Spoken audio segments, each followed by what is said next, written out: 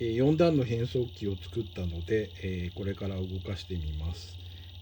動力は、こちらにあるように、タミヤのモーターからなんですが、ここから、動力伝達して、こちら側が、自動車でいうエンジン側になります。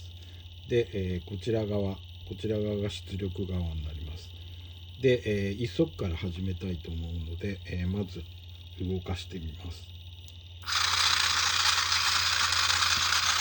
で、出力側はまだ動いていません。で、これから一足に入れます。一足。で、二足。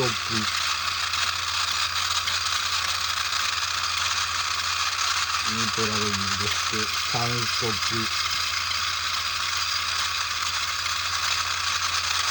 4足。